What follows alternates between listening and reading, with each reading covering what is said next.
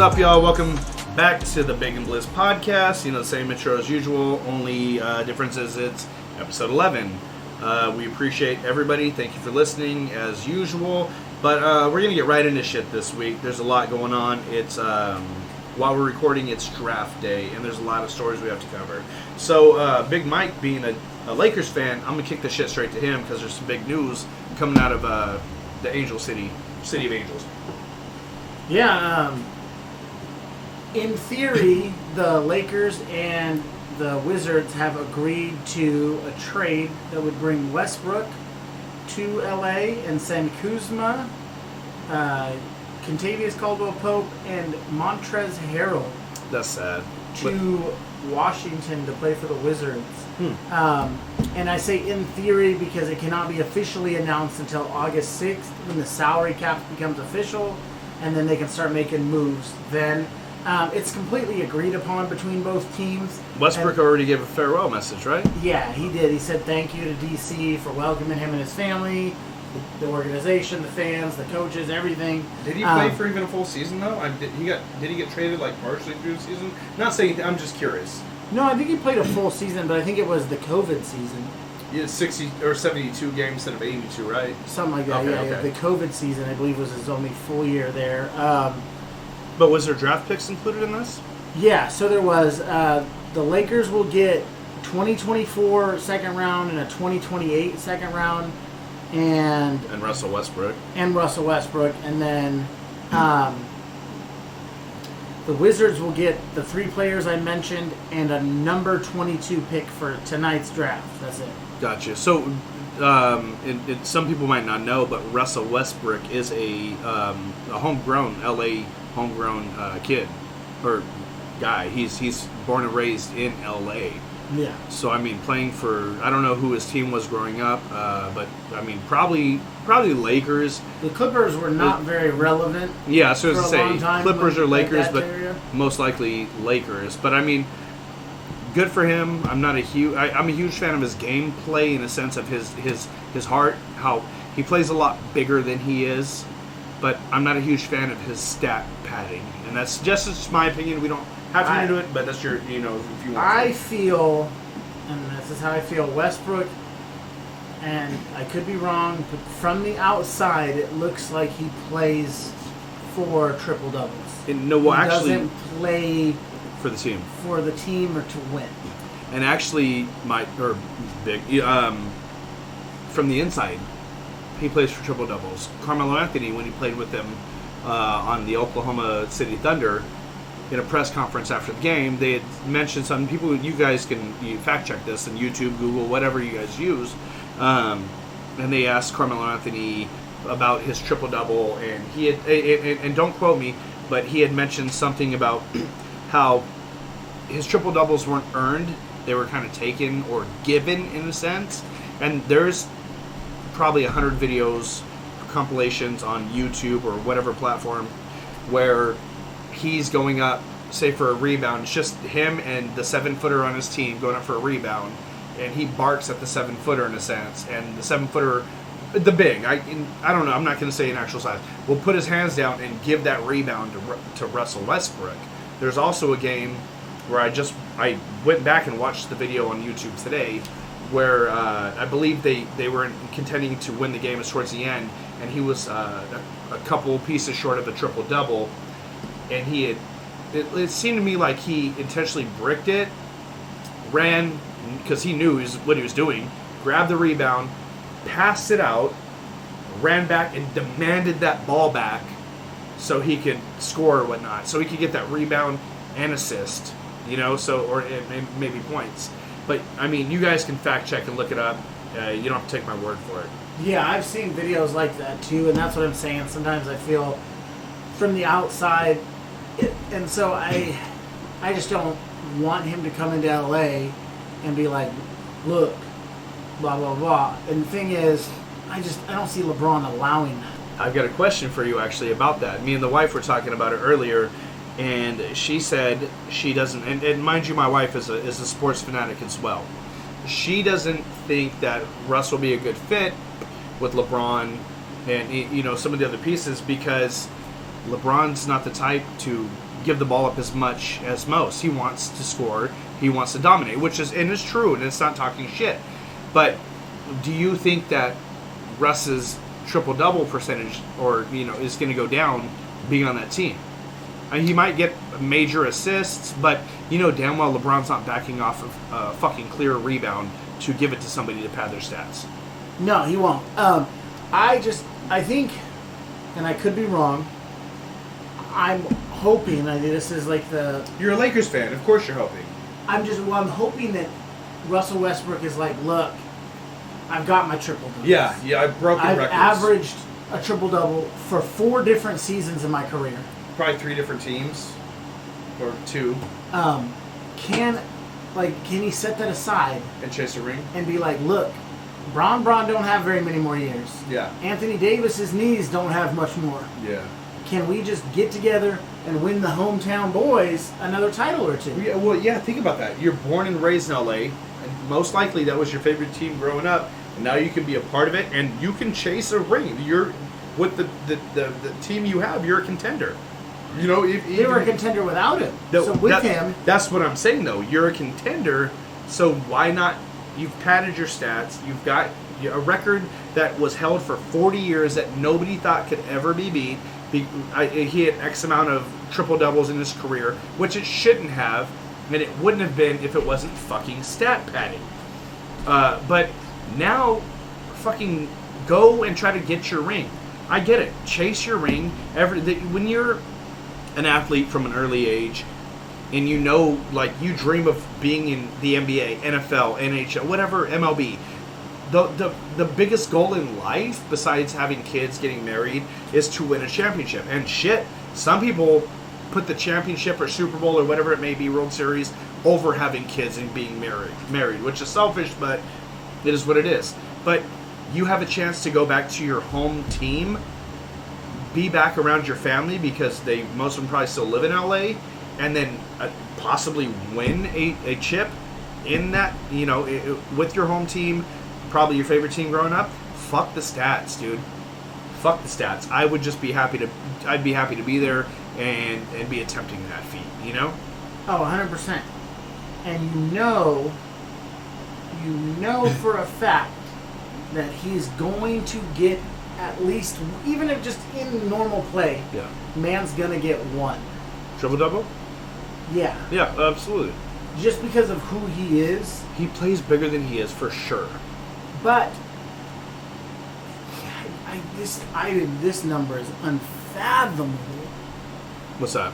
How many he has for his career? That's the record he beat. He's tied right now. Oh, is he? He's, as of, I think his last, his last playoff game in the play-in tournament, he tied Oscar Robertson. Okay, Oscar Rob. Okay, but did you see ESPN covered that shit? And they're supposed to. Well, that's a huge record. But he went up for a rebound. Being on a new team, maybe a season, that's fine, a whole season. But still, you don't have that seniority where you've been there for years like Oklahoma. Yeah. This motherfucker still went up for a rebound with one of the bigger guys, said something, I didn't hear it, barked at him. This motherfucker put his hands down and gave the rebound to Russ. And I believe that was the play that sealed that him tying. Probably. Like, but do you even just what? How many is it? It was for the record of a career. And Oscar Robertson played stupid amount of years. So what do you think that number is right 300 and something, no? No. What was it? It's 181. Oh, 181. Okay, it was dead ass. But do you think second place, which is Magic Johnson, was probably like 138? Yeah. So almost 50 games below. But mind you,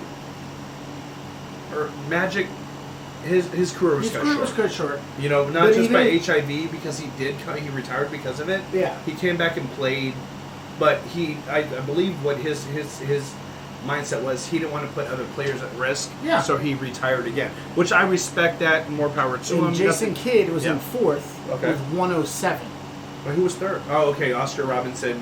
And before Westbrook. I'm saying before Westbrook made his way up. It was Robinson, Johnson, Kidd, And then the next active player below Westbrook now is LeBron, Gotcha. who doesn't even have 100. Yeah. He's only one away from 100. He's at 99, but Yeah. still. So that's the thing is, like, it's crazy to think that nobody was even close to Oscar Yeah. until this. And It's stat padding, dude. We've all seen it. Like, We've let's be seen real. it. Let's be real. but it's going to be tough. I mean, you can't. Well, even without stat padding, you got to give it to him. He would have Well, been. even He would with have been. stat padding. Like, Or without stat padding, he would have been up at probably above LeBron, at least 100%. 100. So I'm not taking that away. Like I've been saying, was he 6'3"? He plays like he's fucking 6'6", 6'7", with his putback dunks. He's super fucking athletic and aggressive. Like, don't get it twisted. He'll go down as one of the great point guards as well. Excuse me. He'll go down as one of the greats too. But a lot of players that are going down as greats lately have their legacy is semi or slightly tainted, and He is some of them 6'3". deserve an asterisk. He's 6'3". Steph Curry's 6'3". 200 pounds. Steph Curry's 6'3". You don't see Steph. Well, you don't have to fucking dunk if you can hit from the fucking parking lot. But at the same time, that's not when 6'3" to go up and bang like that. Like AI, they said was 6'1". He was really 6 foot.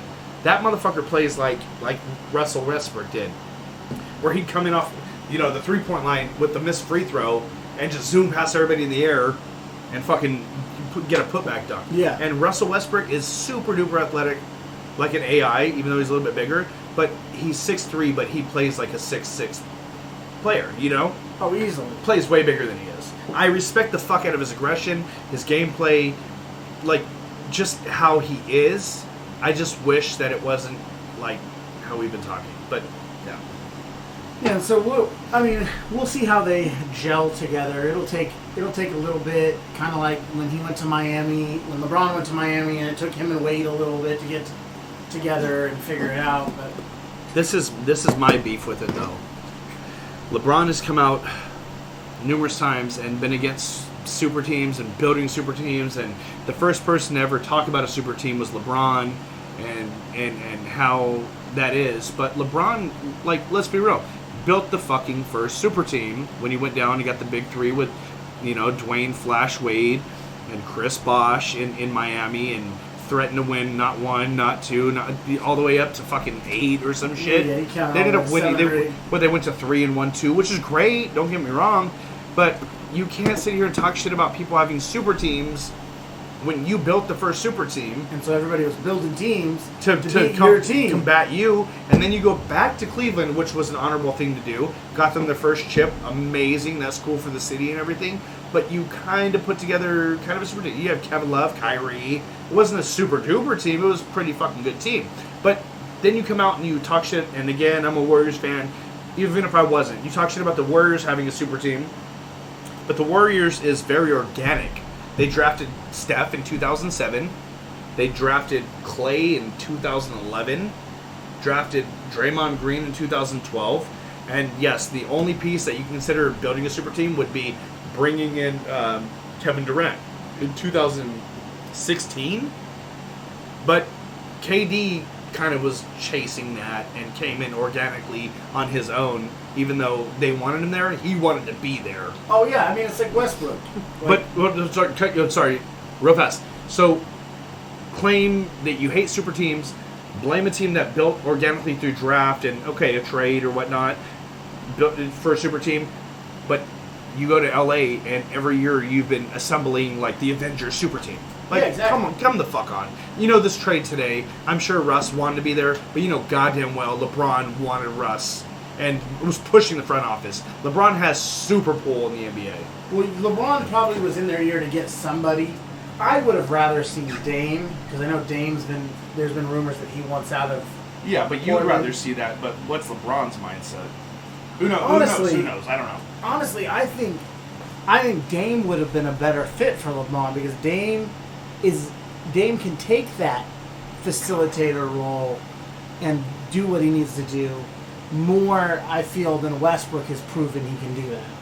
Westbrook's proven to try to get his triple doubles, and I think Damian Lillard just is that Damian Lillard's the ultimate team guy. Like, whatever it takes to win, Damian Lillard's going to do. I agree. Is Westbrook going to be that guy? That's yet to be seen. But maybe LeBron looks at it as Westbrook's a dog, and he loves dog-ass players, you know? Well, I mean, James is a dog, too. But he's more of a clutch. You know what I'm saying? Can hit a shot from anywhere on the court. And he's the guy that you go to in clutch moments in the very end of the game. And LeBron needs that because LeBron's not that. But LeBron likes to think you're right, but LeBron likes to think he is. Still, Three he rings. He used to be way better at that, but he likes to think he is. And you know LeBron wants to be that dude. You know what I'm saying? Yeah. So maybe I don't know, I'm just devil's advocate. Maybe he looked at Dame like, oh, he's going to spotlight. Because you can play a great game, the whole game, but when you're down by 2 and it's about to be buzzer beater time and you bang a 3 from half court or 3/4 shot, that's the one that makes the ESPN. You know what I'm saying? 100%. That's the one that they focus on. And LeBron wants to be that dude, you know? And I'm not saying that is why. For all we know, LeBron fucking had no part in this, which you can't. LeBron had something to do with this, you know? LeBron. Well, LeBron could have literally been like, get Dame, get Dame, get Dame, get Dame. If Dame. not, get Russ. And they were like, hey, we can't get Dame. He's like, but we can get Russ. And he's like, bet. Yeah. You know what I mean? Like, but you know, either he had something to say in it, like to come to them, or they told him or came to him. You know, there's communication. Like LeBron has earned that right. You know, like he is the face of the franchise. I love LeBron in a sense of being an amazing person. You'd never hear about off-court issues or this, that, and third. I just, like I've said a million times, he's one of the best players to ever play, but he has that bullshit baggage of the flopping and acting like, you know what I'm saying, he does no wrong. That's what 100%. irritates me on the court. You're not wrong. The And Space Jam movie, oof, I got mixed reviews about that. Great for the newer generation of kids, but goddamn it, LeBron kind of felt like it. Correct me if I'm. Come on, people, you agree with me? Put it in the comments. LeBron kind of seemed like the villain in the beginning of it when, Algie whatever was trying to do something nice for LeBron, and he talked shit about him, and then dude was like, oh, fuck me, fuck you. Big Mike hasn't seen the movie. He will, and after he sees the movie, we need to revisit this conversation. yeah, so sticking with basketball, obviously the draft happened tonight. We're recording on Thursday, so it was tonight. And I saw articles. We talked about it last time. Cade Cunningham, everybody knew he was going first. I thought it was going to be Jalen Suggs, or I thought it was either one of the three, Jalen Suggs, Jalen Green, or Cade Cunningham. In my opinion, it could have went 1, 2, 3 with any of them. But Yeah. this shit fucking blew my mind the way it went down, to be honest. But yeah, from all the experts I read, literally everything I read said nobody even was talking about number 1 because they knew Cade was going. Really? I didn't read into all that. I Yeah, didn't a know. bunch of analysts said they literally there's no point in talking about 1 because he's going. Let's focus on who's going to go 2. Got you. Okay. And See, I didn't see all this. It's like the Joe Burrow of the NFL draft. Yeah. Okay. And or so- Trevor Lawrence. Sorry. And Jalen Green was who most people predicted to go second to the Rockets, and he did. He's one of the first high-ranked high schoolers to not go to college. He went straight into the G League for a year, Bypass college. and played for the Ignite. I don't know who their I'll look it up. I Go don't ahead. know who their Go ahead. NBA team is. I'll but, look it up right now. he was taken second to the Rockets, and then Cavaliers took Evan Mobley. I don't know. A lot of these names I don't know because I'm not super into the college world for basketball. I in and out of it. Raptors took Scotty Barnes at 4. Magic drafted Jalen Suggs from Gonzaga. Thunder took Josh Giddey. The Warriors drafted Jonathan Kuminga. He also came from the Ignite with Jalen Green. Are you talking about how big Cade Cunningham is in his position, though? Oh, yeah, Cade. Let's see. Let's not look that over. We were talking about it. They call him a point forward because he's handle. 6'8". But in college, he played a lot of point guard. 6'8" point guard is ridiculous. It's like Magic Johnson. Yeah, who played center in the finals because he had to. But I think if I'm going to be honest, I don't think he'll play point guard. I don't think so either. I really don't. Shooting guard, maybe, Probably more small forward. because he's like 222, so he's not light at that No. point guard position. No. So I don't see him playing. Honestly, I don't think he's on LeBron's level of play. No. Not at all. But I see him being utilized, especially in that Pistons offense, like LeBron, where he plays small forward but brings the ball up a lot, and that's why they call him a point forward. Is because He's like a hybrid. because he can dribble well enough that they trust him to bring the ball up and facilitate, but his body is not a point guard body. So, They're saying that the Ignite is just a G League team. They're not saying it's a developmental basketball affiliated with the NBA G League. It's there's no NBA team that it's not a farm team for any team. no, it's just an affiliated. It's affiliated with the NBA G League. It's from what I'm reading. I mean I could look into it more. And Normally, see. if you look it up, you can be like, "What NBA team is the Ignite?" And if it's saying none, then That's it's what probably I'm finding. That's what none. I'm finding. I'd say I looked up what NBA team is Ignite affiliated with, and they're saying NBA G League. That's it, which is kind of crazy. I've never known. Even the WNBA is affiliated with most NBA teams in a sense of they share the city and somewhat of the colors. Yeah, you want to hear something crazy? So the Lakers have agreed to trade their 22nd pick to the Wizards, right? Mm-hmm. The Wizards don't even get that player. What? Wait. Oh, because they traded their shit away, probably.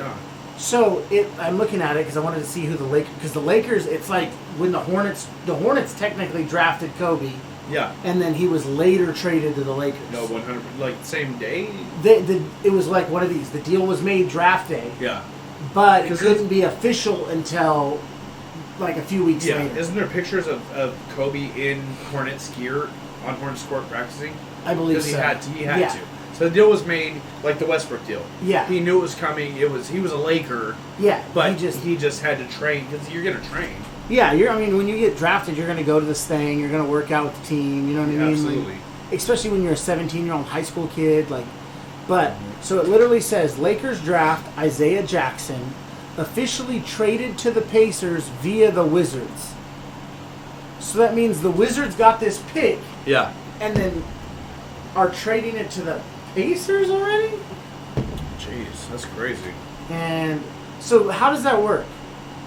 How do you think that works? So I have if, no idea. if we're different teams and I say, hey, look, I'm going to trade you this 22nd pick, but you can't officially have it yet, do you tell me who you want to draft? Yeah, I mean, Okay. But now, I would what about think- I there's would a think. third team involved? Like, you're trading that shit to that homeboy. So are the Pacers telling the Wizards who they want to draft, and then the Wizards are telling the Lakers? I mean, if that's stipulations, if that comes down to it, like, hey, we got this, we're getting this pick from said team, and I'll trade it to you, then that team that they're going to trade to might say, okay, only if he's still on the board, you tell the team you're getting that pick from to pick him, because that's who we want. Yeah. You know what I'm saying? There would have to be stipulations, like almost a fucking handshake kind of deal, you know? Well, that- Because you could still fucking, if it's a rival, you could still cut their throat. Like when the Cowboys traded up or traded down to the Eagles just this last draft in NFL, the Eagles promised we're taking a defensive player. We're taking a defense or whatever. We're not taking even the same side of the ball that you want, and that's the only reason the deal got done. Because people were like, why would you trade your pick to the rival? But we still got who we wanted, you know. So Yeah. Well, yeah, the that's thing crazy. is, like, since it's not agreed upon, if they took the wrong dude, teams could just be like, well, sorry, buddy. Yeah. And back out, you know what I Yep. mean? Yeah, right. I didn't even think about it like that. So, I mean, you assume that's how it goes, but it's like you fucking take a game of telephone at Oh that my point. god, yeah, yeah. Like, hey, I need you to take this guy. It's like this thing going around I've seen, and this is what it reminds me of like, because the whole thing now is investing. That's like the big thing in the world. Crypto or stock market, And whatever. so the big thing is, there's all these guys I've seen them on TikTok, on Facebook, on YouTube, where they're like, hey, easy way to make money is to sell houses, but don't ever buy a house. And you're like, how the fuck does that make sense? Middleman, that shit.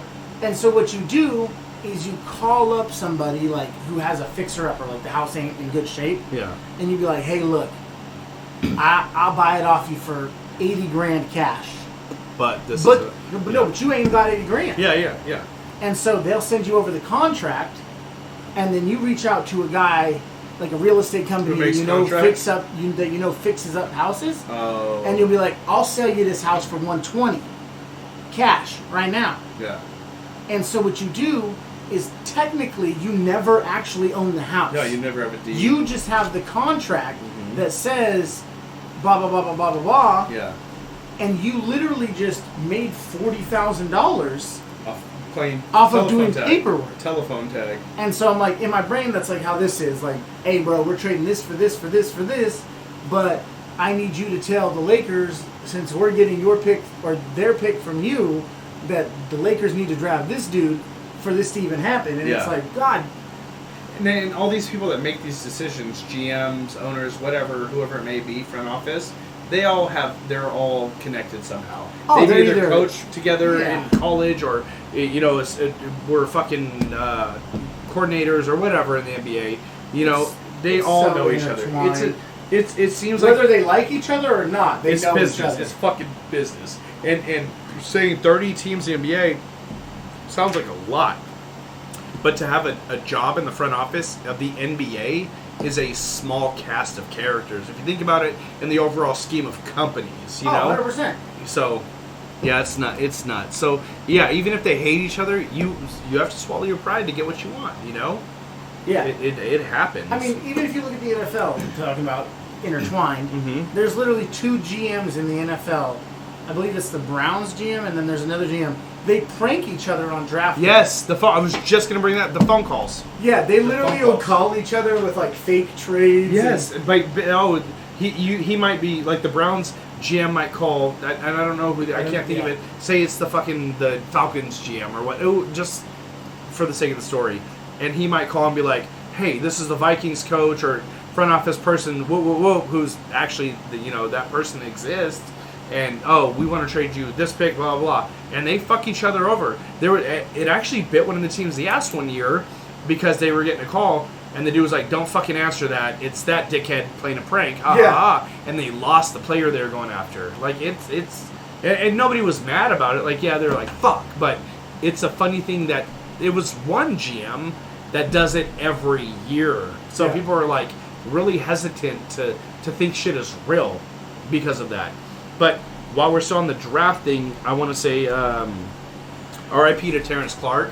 I know he passed away a couple weeks ago, but he was a big name basketball player who I think he was supposed to be in this draft, wasn't he? He ended up passing away in a car accident, and I believe he was supposed to be a big draft prospect in this draft. I know he was a big name player, and I know LeBron's son, Bronny James, LeBron Jr., I guess it would be, even tweeted out and said R.I.P. to my brother, Terrence Clark, said some nice shit about him. Yeah, and, he would have been in this draft. He was, because he played for Kentucky. And he was supposed to go pretty high, wasn't he? Like, on the board, if I'm not mistaken. But the NBA, being solid. So, like, when Kobe and Gianna and all the other victims on that plane, or the helicopter crash, I don't know their names, but not trying to leave them out. It was more than just those two. When they passed away, the WNBA the next draft ended up drafting Gianna and her teammate that passed away in the helicopter crash to the WNBA, family, yes. And the NBA came out and drafted this kid, Terrence Clark, who passed away. They drafted him to the NBA family today, which is fucking cool. The NBA, I've never seen the NFL, MLB, NHL, not that I've ever watched for it, but I've never heard of them doing any shit like that. You know what I'm saying? They might send a RIP or this, that, and the third, but the NBA is like the only organization, the only league, whatever, that I've ever seen draft a deceased person to the family and make it like they were actually drafted on that day. Yeah. And I respect the shit out of that. Adam Silver is an amazing GM. the NBA and how they get down are trendsetters when it comes to social issues and shit like that too. Yeah, Adam Silver is probably one of the best commissioners I've seen. Bro, I've got big ears, but god damn it, that motherfucker's got some big fucking ears. Oh yeah. He looks like Slender Man with bat wings, bro. Good ass dude from what I understand, but I mean he's no Roger Goodell. Yeah, that's another story. That guy's a fucking cancer. But go ahead. You want to switch up, Carmen? What do you want to get into, bud? Oh well, I was figuring we're on basketball, so we'd stick with some more basketball stuff. Yeah, and we'll get back to the Roger Goodell thing afterwards. Kyrie Irving. Oh yeah.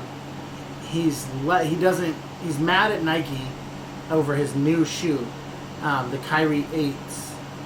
8s or 9s? It says so. That's yeah. The story's conflicting, is it not? It says so. And I'm gonna go. Okay, so if we're going by his Instagram post, it's the Kyrie 9s. Gotcha. This article says it's the Kyrie 8s. I think But Kyrie would know more than.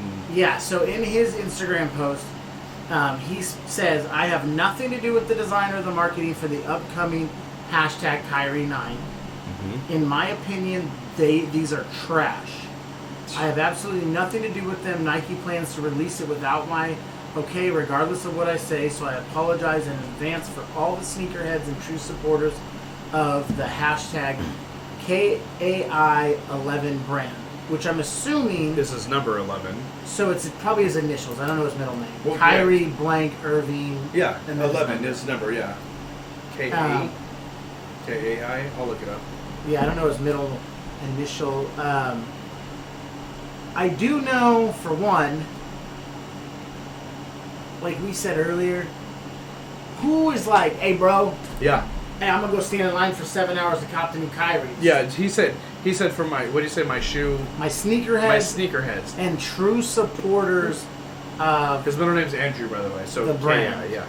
Andrew is the middle name, so that's the A and the K-A-I. Yeah, I've never heard of sneaker. I'm a fucking sneakerhead. I've got multiple pairs of Jordan 11s, other things like. I'm not that. That's my holy grail of shoe.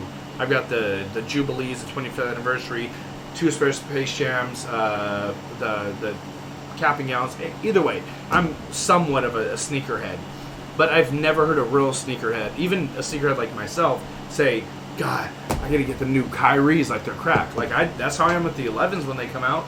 But like, oh, I gotta get the new Kyries. You know, like. Never heard that shit. Did man remove his Instagram post? Possibly.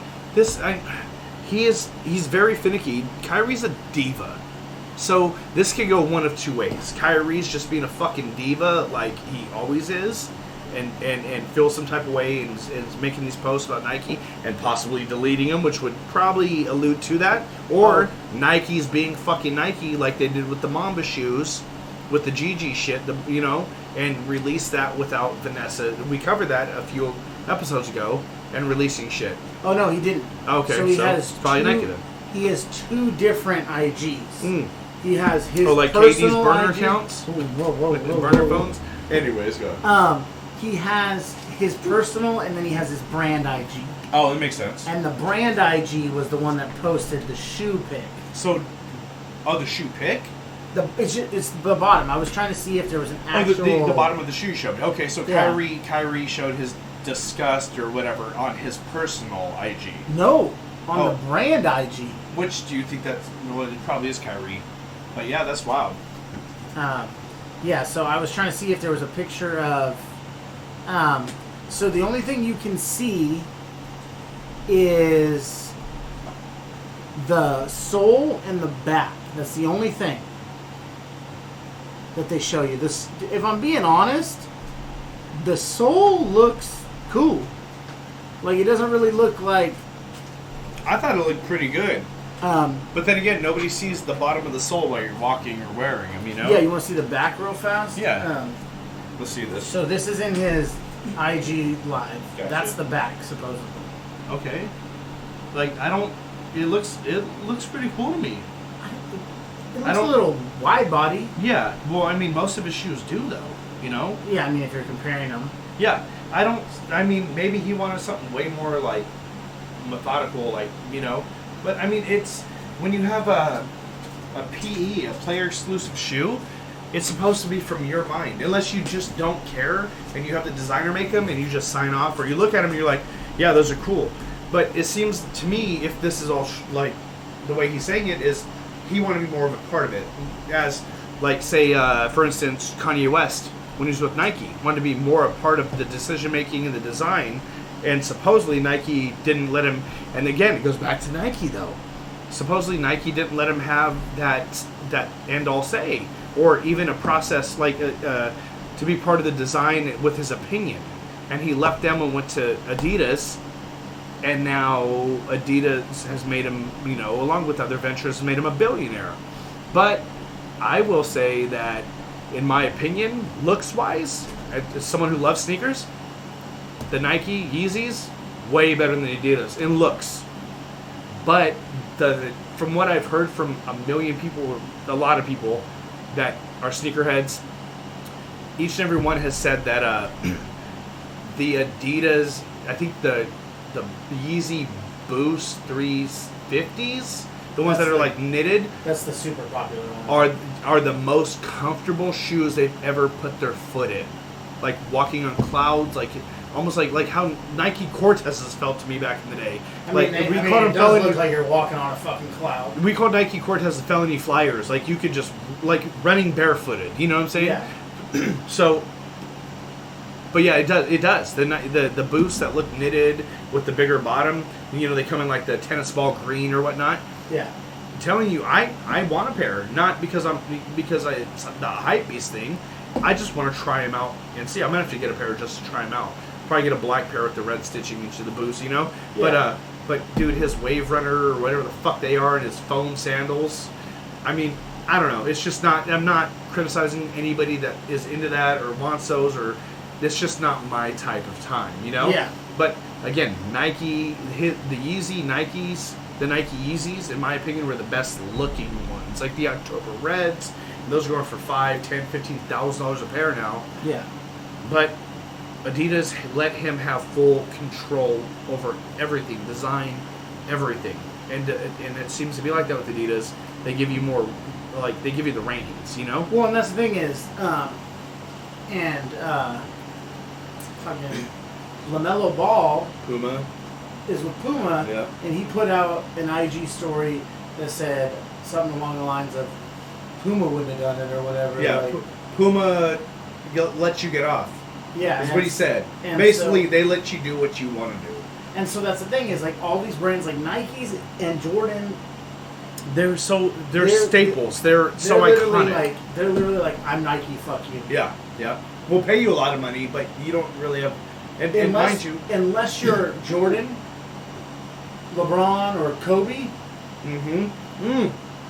Well, you can't even say Kobe because they fucked that shit up too. Well, I mean, they still, when Kobe was alive, he was able to do his own thing. Yeah, Kobe was dominant, very dominant, And- alpha male. They only fucked it up because after he passed away, they started jacking prices up and doing stuff that he wouldn't And have allowed. released the shoe that Vanessa said no. Yeah. about. And so they did their thing. Elite, But what I I'm should saying is, when Kobe was alive, he had control over what was happening. 100%. You're right. When he died, they saw an opportunity to make a ton of money. It's like going to a mechanic or a car dealer as a man and getting treated one way, respectfully, or going to the mechanic or the used car dealership as a woman. They try to take advantage of you a lot of times. Yeah. And that's kind of how they looked at it with Vanessa, in my opinion.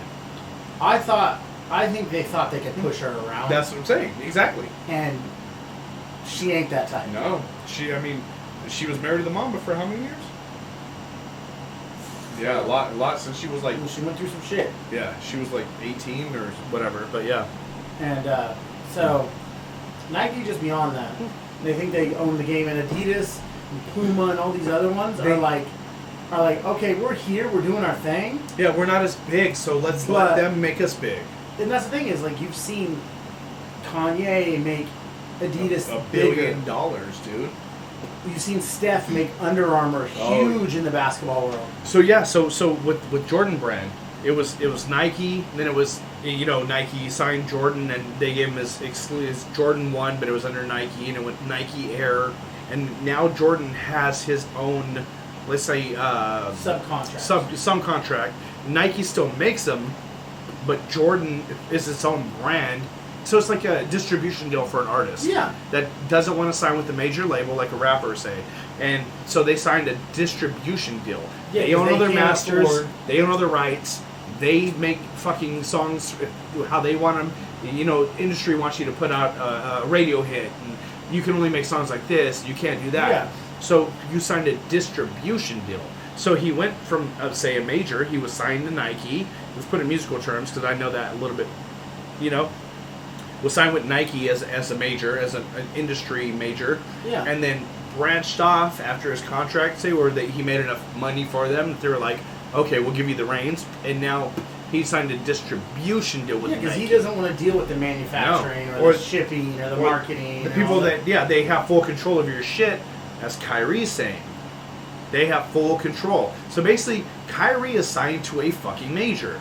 I have Russell Westbrook, the Why Not 3.003s or whatnot, and those are the most comfortable shoes I've ever put my foot in. But when you have a Jordan Westbrook, a Jordan, I think Zion's with Jordan, right? Yeah, he's got his own. A P, a play exclusive. So now Jordan is the major, Yeah. and they're signed to an industry major. But, you know what I'm saying? So Jordan has a distribution deal with Nike. So with Curry and Under Armour, he brought the brand so much to the forefront, made them so much money, brought them from being a decent they manufacturer. were huge in other sports. Oh yeah, 100%. And Like not track so and- much in basketball. Yeah, And Curry really jumped them from being right here on. because basketball is the most global sport, though. You know. Yeah. And I mean, Under Armour already had Cam Newton on the roster with the super duper high top fucking cleats and shit. They had Tony Romo as an athlete. You know. They have Tom Brady too. Tom Brady, who's also sponsored by Uggs, by the way, which is weird, but whatever, fuck it. It's the goat. He's the goat, you know. But sometimes the goat's feet get cold, you know. They But got covered in them lambskin. right. so Stephen Curry brought it to the forefront because NBA is very global and really leads when it comes to fashion and shit. Yeah, I mean the only thing more global than the NBA is soccer, I believe. Yeah, throughout the world, yeah, I believe so too. But you don't see nobody's wearing soccer cleats for fashion. Well, yeah, when you get tennis shoes and you're a sneakerhead, they're always, even if they call them casual, it's all basketball-based shoes. You're not wearing football cleats. You're not wearing fucking 100%. golf spikes. So, Well, and that's the thing is half the time, not half the time, but a lot of times these football cleats and even spikes for golf now the interchangeable. are modeled off of Oh yeah. So if you're casual Jordans or player Jordans or all these. Des Bryant was signed to Jordan Brand, and so now we covered Dak Prescott being the only quarterback to ever be on Jordan Brand and the highest paid athlete to ever be on Jordan Brand. And like his promo cover, his shoot was him in the Cowboys uniform wearing the Jordan 13s, the white and blue ones, which are cleats. Yeah. Des Bryant used to come out regularly in Jordan 11, you know, the Concords or whatever, but with cleat bottoms. But yeah, the basketball shoe, even if it's casual, is the biggest brand, you know. And Oh yeah. and Steph made Under Armour such a household name. Now Steph is like how Jordan was a Nike. Now he's his own entity, and Under Armour's now his distributor. So Yeah. he's not Under Armour. Like Michael Jordan was Nike Air Jordan. Now he's just Jordan. Steph had the Under Armour Curry 1, 2, 3, 4, 5, 6, 7s. Now he's just Curry, whatever Whatever but the being number is. distributed by Under Armour. Yeah. So if that makes sense. Yeah. to some of you So guys. what will happen is like the old Air Jordans used to have Nike logos on them still sometimes. And they still bring. Yeah, they don't do that anymore with the new ones. Yeah, That's what I'm saying. Yeah. And so that's like the old Currys. they still do. had They Under do Armour as logos. a nod to Nike on some of them, like my Yeah. Westbrooks have a Nike swoosh on them, and it's just a nod to Nike now. Yeah. You know.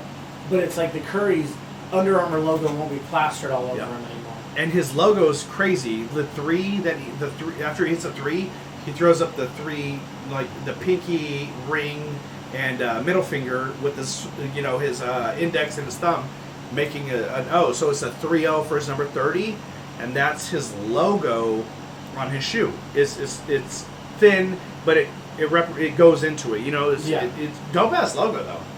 Yeah, I know. One of the kids, he had some Currys. They tend to have Bible verses on them too. Some people buy them, some people don't. Yeah, if you guys don't know, Stephen Curry is super. He went to Bible school in Canada, I believe, and that's where he met Aisha Curry, his wife. He met her. Chef Curry. Yeah, right. Chef Curry at the Pot Boy. He met her at Bible camp or whatnot in Canada, and then they'd come back to the States and go to college, and they re-linked up, and they married. And if I'm not mistaken, I think like they even took each other's virginity and shit. Like they're both super religious, which is cool. That's cool, So, yeah. But speaking of the shoes, we were talking about LaMelo Ball and Puma. Did you see the shoes that he was rocking for most of the season? I can't remember what they're called. I'll look them up. And I don't know if that's his player exclusive, like his shoe. I don't think it is. So he should have one coming down the pipeline since he just won Rookie of the Year and he's like a big fucking name and face, especially for Puma. Do you think Puma, who's the biggest like celebrity besides LaMelo that you think of? Me, I think of Nipsey Hussle. Puma, when you say Puma, I think of guys that play soccer. Okay, yeah. Puma's huge in the soccer world for cleats and for... But I'm speaking like the States, or boots. America. Boots are what they call them on the soccer pitch. Do they? The pitch too, not the field. But I don't call them cleats. I think Nipsey Hussle and G-Eazy signed to Puma too. If people don't, I don't know if everybody knows that. But I think of Nipsey Hussle and LaMelo Ball. But I couldn't name like an actual soccer player. But like when someone's like, "Oh, check out these Pumas," I'm like, you got some soccer cleats? Like that's what pops into my head. Some soccer boots. Some soccer boots. But yeah, so I mean, that's just how it is, and they call him the Puma Men's RS Dreamer. And again, he wore these in the team colorway throughout the season. I don't know if this is his player exclusive shoe. It's probably just a shoe that he liked that they gave him a team colorway. Yeah, but because that's kind of how for not big guys, like he's big. He won a Rookie of the Year. I like them. Oh, those are dope. Yeah, I think they're fucking fresh. I'm gonna have to cop a pair of these. But like you have LeBron. Like LeBron's big, so when he came onto the scene, he was getting player exclusives. Yeah, 100%. And you know what I mean? With LaMelo, it was more like, hey, we signed you. We're not giving you a player exclusive yet, but pick some shoes and we'll do some colorways for you. Prove yourself and we'll go. Yeah. But speaking of, Speaking of fucking shoe brands, and we're on this whole shoe topic, how about PJ Tucker? I told you a story earlier where PJ Tucker, the Bucks, he just won a ring with the Milwaukee Bucks with Giannis, and shout out to PJ Tucker, biggest sneakerhead I've ever heard of. I've heard of musicians and athletes being sneakerheads. Supposedly, like there's some what do you call it? I don't know, tales, whatever. That he is like the biggest sneakerhead ever. Supposedly his collection's like well over 5,000 pairs of shoes, all in the box. Most of them never worn. Well, I mean, when you wear like a $250,000 pair of Nikes with real diamonds on them. That's the end game I'm getting at. But PJ Tucker, I told Big Mike a story earlier, where I can't recall if he was playing with or against Jordan after he came back out of retirement, or if Jordan was coaching. But PJ Tucker was on the court, and PJ Tucker is still active player. So it was probably when MJ was coaching or GM or owner, playing against Charlotte. Bobcats. Yeah, Bobcats, Hornets. But PJ Tucker, MJ looked down, and PJ Tucker had a pair of Jordans on, and MJ says something like, "What the F?" And we're like, "Where the fuck did you get those? I can't even get those." And these were Jordans he was wearing. And the owner, the face, Michael Jordan himself, were like, "Where the fuck did you get those? Like, I've never even seen those." That's how exclusive the shoes were. Yeah. So I'm telling Big Mike about this earlier, and then I show him a video that my wife sent me that, mind you, I hadn't seen it this time, but we watched it together. My wife sent me this video, and it was in the locker room where it's Giannis was taking a selfie video, you know, Probably an IG video or something. yeah, IG or some Snapchat, whatever, and PJ Tucker had came in and handed him his new shoes, which were the Greek Freak shoes, the Freaks. And what did Giannis say when he seen those shoes? Giannis In said- his accent. Let's not butcher his accent. He said something along the lines of, "How'd you get those? I don't even have those." Yeah, yet." I don't even have those. How did you get those? And Giannis was fucking blown away. Oh, Like, 100%. The look on his face was like confusion. for real, because he legit said that he hadn't had his hands on a pair of those yet. Yeah, he had helped design them, And he knew exactly what they were the second he saw them. He's like, "How did you get those?" And PJ Tucker played off sly leg, yeah, you know. But he ain't gonna give his sources. no, he's a sneakerhead, dude. He's He's backdoor at Nike. Once you have that in, Yeah, if you're a guy like PJ Tucker, you're gonna go to jail before you give that up. 100%. You're not giving up your fucking dealer. Exactly. It's like a reporter who has that inside drug dealer giving her all the scoop. Oh, yeah. So she can be this rich fucking reporter. Yep. And when the cops come, be like, "Hey, who's your source? It's Get what the fuck out of here, bro." what's the law? It's freedom of press. Yeah. Freedom of press. But But that's what I'm saying. He's like that, where he's like, "Nope, I'll go to jail before I tell Yeah. you, motherfuckers." yeah, they might be your shit, but I'm not telling you where to get them. I'll get you a pair, but fucking a year before they're released. But while they were talking about that, he showed Giannis the shoes he was wearing because Giannis had made a comment about in the past about him having such exclusive shoes. You would think he had diamonds on them. So this is during the finals. This is in the locker room. One of the games in the finals before the game. So PJ Tucker said, "Well, you made that comment about me having diamonds," and he showed him. He had a pair of the Air Jordan 1s, and they were black and white, and the whole Nike swoosh. And anybody that knows these shoes knows that's a pretty big fucking swoosh. It was all diamond encrusted, but on top of that, he had a dog tag keychain that hung off the top eyelet, which you can get. They come with them a lot of times with the Jordan Jumpman on it. It was like platinum and diamond encrusted, and they were $250,000 shoes. He went to the shoe surgeon, who's if you look him up, he is a crafter. He does a lot of shoes for players. Paints them for games and all this shit, Yeah. and stitches them, makes them unique. $250,000 shoes because of the diamonds and their rare Air J1s, to the point that after the Bucks won the finals, Giannis was on the podium or doing the little press thing, and he stopped. He said, PJ from the back. He said, "Sorry guys, I have to stop this. Show him your shoes. How much you said they were worth the house?" Shit's funny though, but I'm sorry, I had to bring that up. Oh yeah, no, and the crazy thing is, the difference is like Giannis, like we've all heard, not all of us, but a lot of us have heard the stories where man was broke, Frugal. What's it? frugal. Frugal. Yeah, in his rookie contract back when a lot of people didn't see him being who he is now. Yeah, well, you talked about this a couple episodes ago, but yeah, please. He would literally send all of his money home and be almost broke. Yeah. Because he was sending all his money home and saving all his money. And then now you have Giannis, who still is in that mindset of being frugal, because Blizz over here told me that he posted something about wanting to watch the Olympics, and someone said you could pay for this, and he said something along the lines of, if I got to pay for it, I don't want to watch it, show me the free sites. And so he's just frugal, and then you got PJ Tucker over here like, "Hey, check these shoes. They cost more than some motherfuckers' houses." Shit, right? That shit's crazy. I think you touched on the story about. I don't know if we talked about this before for one of the episodes, or if you actually said it on air. But telling the story about Giannis and sending his money like via MoneyGram or Western Union and that story.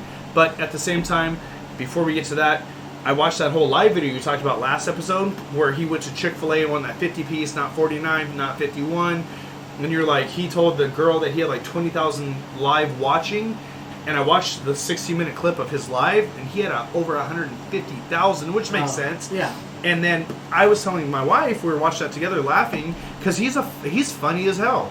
He's Oh, yeah, he's funny. He said he had both the trophies, said he had, the MVP trophies, his, the smaller one. But he said, and then I stole the MVP, or stole the finals trophy. I got to get it back. They're probably going to call the cops on me. Don't know where it's at. And then he was like, he kept saying, I woke up like this, the Beyonce song. And then he said, actually, I haven't even gone to sleep yet. I can't sleep. It was like 6 or 8 in the morning or some shit. A little bit later, he's like, I woke up, smacked his head. I didn't wake up like this. I've been up like this. But he's hilarious. But me and the wife were talking, and I'm like, imagine being in a drive-thru at Chick-fil-A, say in Milwaukee, where this is the first championship in 60 years, 50 years, not even knowing, because this is a suburban Tahoe that's blacked out, Yeah. not knowing that your fucking hero is next to you in the drive-thru or in front of you or behind you. No idea. How many times do you think when we've been to LA or Hollywood or in a big city, how many times has there possibly been a celebrity and you don't even know that? You know what I'm saying? Like, because they're in a town car driven or a Tahoe. Like, probably not a lot. But imagine the day after the Bucks win, the whole city's fucking going crazy, and the MVP, the face of the franchise, the biggest player in sports at that moment, is sitting fucking next to you with both his trophies, and you have no fucking idea. Trying to get a 50-piece. No idea. And then and a half Sprite, half lemonade. Yes, the Greek drink that yeah. But imagine that, being in that fucking drive-thru, and then going home and see on the news, they share clips of his IG, and you're like, oh my god, Yeah. But a couple people seen that he was there, bombarded the Tahoe. It started off as just like 2 people. Giannis, you're the best, GOAT. All of a sudden, there was like 100 people there, and the fucking news guy, the one that just holds a camera, with his big ass bazooka-looking camera, was there in like gym shorts and a fucking frayed, dirty T-shirt. Bigger guy. You're like kind of fat. Like, he just woke up. Like, his boss called him. He's an IG at the Chick-fil-A over here. Get there. Like, oh shit. And there was, after a while, there was like probably at least a couple hundred people around the SUV. He even let people. He rolled down the window, put his mask on, let people touch the trophies. They asked, can I touch the trophy? He's like, yeah, go ahead. Between his legs. I'm like, yeah, you might get your cock touched. And he took pictures, like, the most humble fucking guy ever. But with that being said, I think we might have touched on the Western Union story. I don't know if we talked about that before or live, but go ahead. Yeah, so essentially, he was sending all of his money home, and he went to Western Union, sent it home, and accidentally sent everything he had. Didn't realize, yeah. And he thought he had saved enough money to get a cab to the stadium or whatever. Did they have a game that night or some shit? Yeah. And he didn't. So what did he do? Started jogging to the stadium. Oh, yeah, jogging. Yeah, he literally started jogging, and some older couple that was on their way to the stadium, like, pulled over and was like, hey, aren't you the rookie for the Bucks? And he's like, yeah. And they were like, what's going on? And he's like, and he kind of told them. And so they gave him a ride to the stadium and dropped him off. And I can only imagine, like, if he came across those people again, like, in just chance. Well, in the stories that I've seen, there's no, like, there's no end to it. For yeah. him. Yeah. But knowing Giannis, now he probably had his agent or somebody find them. yeah, they probably got a signed jersey or some tickets or something, just because of how humble at least how he presents himself. And how humble they were to pick him up and, not fan out. Yeah, no, you can tell he came from nothing. I mean, his parents were, well, him and his brothers, too. They were immigrants from, I think, I don't want to, like, Nigeria? And his family moved to Greece because of issues. And we talked about that earlier. He had attempted to get Greek citizenship. Nigeria was right. Okay, thank you. He attempted to get Greek citizenship multiple times, and they kept denying his citizenship. So, therefore, he couldn't get, like, I don't know how it is over there, but he couldn't get the equivalent to a social security card, driver's license, ID. He couldn't work, anything like that in Nigeria. And then when he finally was able, like, to know he was going to be part of the NBA draft, and then he was probably going to be drafted, all of a sudden Greece was like, oh, by the way, here's the paperwork for your citizenship. you need this so you could travel, which he did need it so he could travel, but they denied his citizenship multiple times along with his families while he was there. So I don't know how it works over there, but I know in America, if, you know, the United States, if you're from, say, Mexico, like Mexico's when it comes to Mexico, it's almost like the worst shit happens. Because Canadians, I haven't seen it be as bad, or maybe it's just not publicized as bad, but you come over from Mexico and your citizenship's denied, you have to deal with ICE, which is immigration, and they'll arrest you and deport your ass back, send you on the first thing smoking back to your country after they detain you for a minute. I don't know if that works the same way in Greece, but they denied his citizenship, and then once he was eligible to be drafted in the NBA, all of a sudden, from what I understand, from what I've seen, is they accepted his, gave him citizenship, and then from what they told him, it was, because you have to have it to travel. I think that a little bit of it was, or maybe more than a little bit was, he's going to get drafted in the NBA, let's take advantage of this. But I could be completely wrong. What do you think, Big? I mean, if... And like I said, it's not facts, I don't know that. And I've never read any of those articles, but if it wouldn't put it past me, yeah, especially because Greece, Greece is weren't they like filing for bankruptcy or some shit at one point? I'm pretty sure a few years ago Greece was filing for bankruptcy. Yeah, I didn't even know that. And so if they can bring in more money. Mm-hmm. Publicity, give themselves some reputation kind of shit. Yeah, why not? Yeah, I agree. Yeah, so in 2019, it had finally repaid all of its debts. Big Mike is fact checking over here, by the way. Yeah, so they did go. It was the biggest financial rescue of a bankrupt country in history. Jeez. That's wild, bro. That's and crazy. They were 41.6 billion euros in debt. I wonder what the currency exchange is, because I know that here in the United States, we're fucking trillions of dollars in debt just to China. You know? But I guess we're like, that country is like that dude at the bar that just runs his tab up and never says, oh shit, I can't pay. Oh, I can pay it later. So, 41 billion euros is, what is this? That's 100,000 million. So it's $49 billion is what it is. So they're both billions? It wasn't that far, No. like 8 billion off? Yeah. That's crazy, though. But the thing is, you have to understand, like, Greece, size-wise, compared to the United States. Oh, yeah. So, yeah. We have like 8 billion people in the United States, somewhere around there. Yeah, so it said it was 2010, so it was a lot longer ago than I thought it was. Gotcha. Greece said it might default on all of its debts, which would threaten the viability of the Eurozone. To avoid this, the EU, which is like Europe, lent Greece enough to continue. So they were going to file bankruptcy. Gotcha. And then Europe... It was a rescue. Europe got together and said, hey, look, we can't have you going bankrupt because then it fucks up all of our banks. Yeah, it fucks up the exchange rate of our currency. And so they all got together and said, hey, look, here's some money, make your payments, figure it out. And I guess that article said they weren't supposed to be out of debt until like 2060 or 2065. Holy shit. But they cracked down, and as of 2019, they were all caught up. That makes no fucking sense. So Giannis did all that? No, I'm kidding. So what was it when in 2008 the recession here in the United States?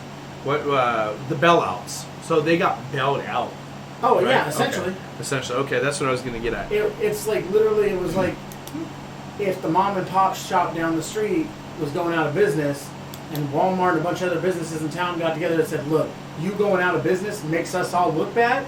Here's enough money to stay in business. Yeah, because that's what Walmart would do. Oh, well, yeah. I know. Walmart would do that. But essentially with COVID and our government, they put a bunch of mom and pop shops out of business and rescued the big businesses, which is fucked up. But while we're still in, or do you have something to? No, that was, Okay. While we're still on basketball news, I think there's two stories that we need to cover. One is LiAngelo Ball, and the other one is Jackson Hayes. Jackson with an XS, which I don't understand. But LiAngelo Ball, they're saying is he has been or he's going to be signed to the Charlotte Hornets Summer League, right? to play for the Summer League, yes. To play for the Summer League, which we're pretty sure that LaMelo, who's the Rookie of the Year and the face of the franchise for the Charlotte Hornets, will be playing in the Summer League with his brother. I mean, even if he's proven himself, Melo's proven himself, he could not play the Summer League and be cool.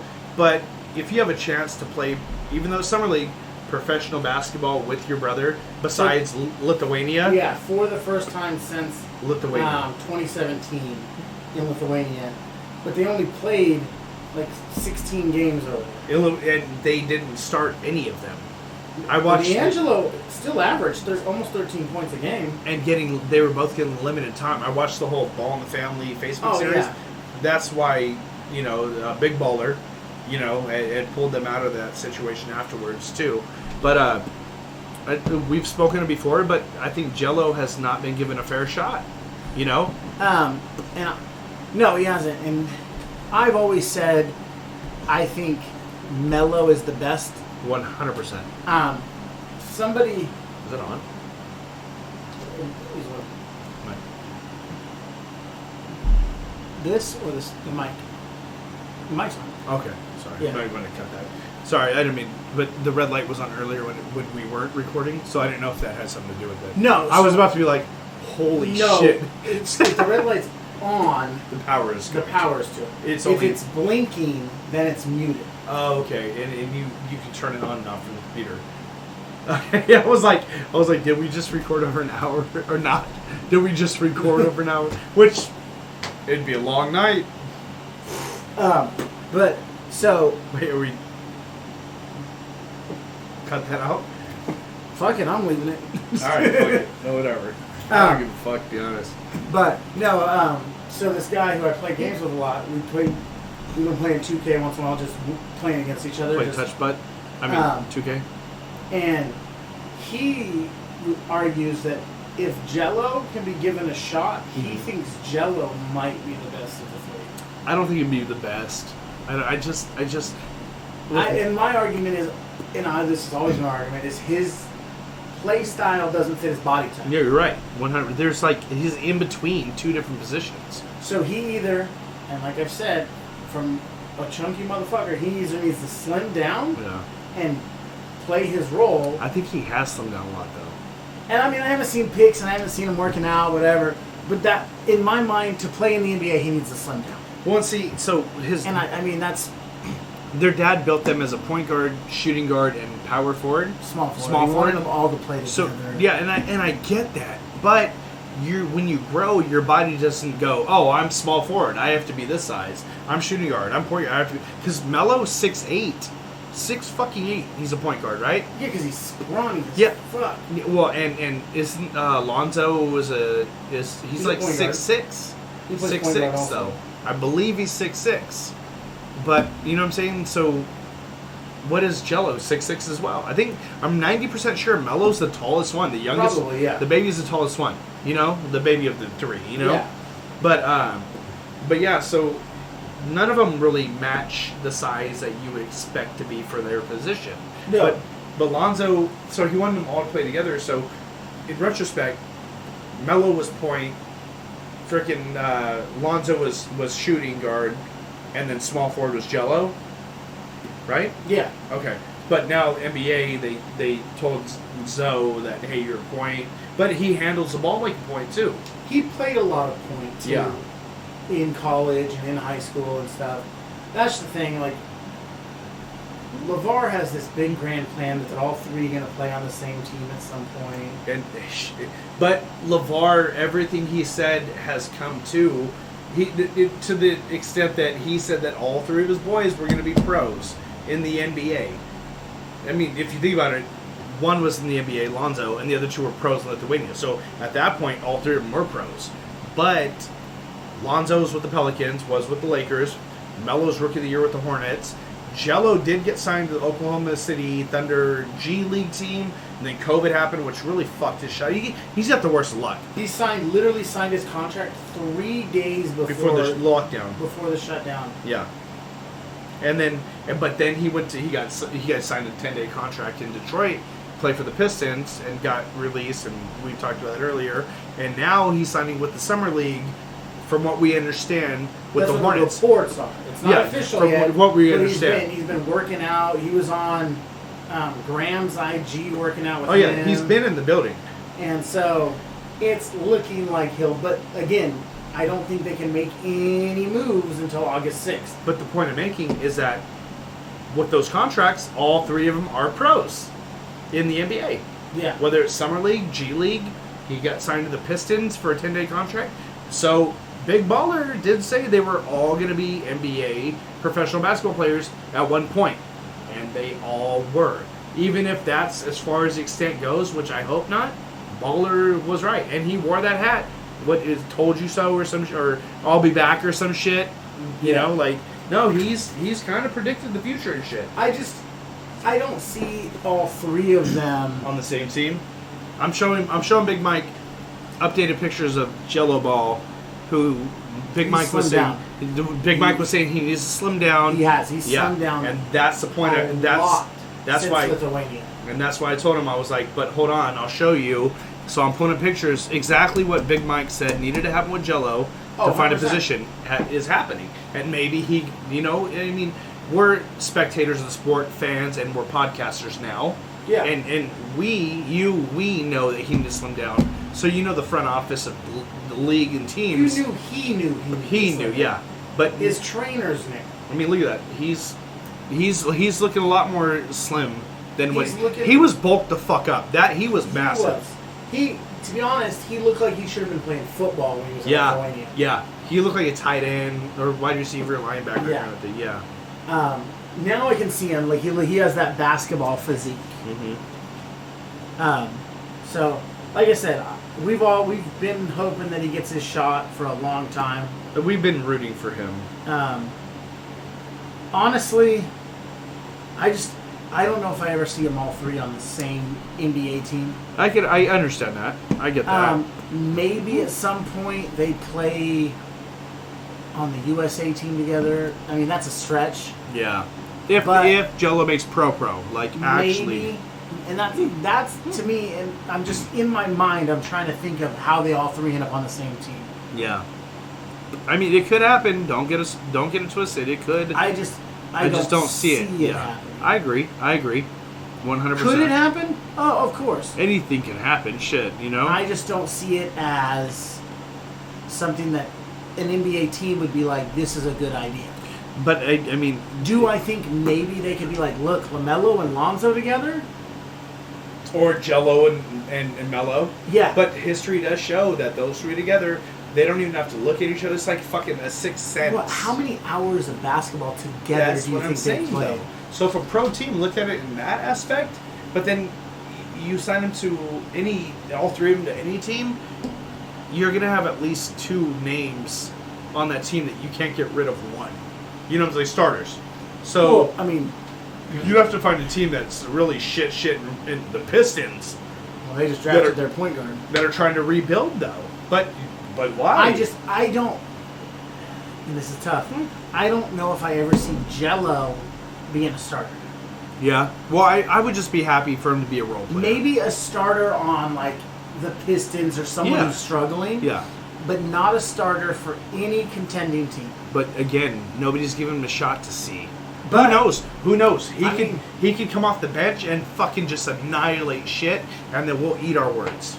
And I would love for that to happen. I would love for that for any kid. Yeah, 100%. But I've been rooting for Jello for a few years. Exactly. You know, to this day, I think Big LeVar Baller even talks shit about him. him. Yes, and that's why I've rooted for him. He's been the underdog, the quiet one. I think if LeVar would have let him ride out his penalties at UCLA, why did he fucking steal glasses in China when his family he had money? He could have bought. He had enough to buy glasses. What he is he's the black sheep of the family.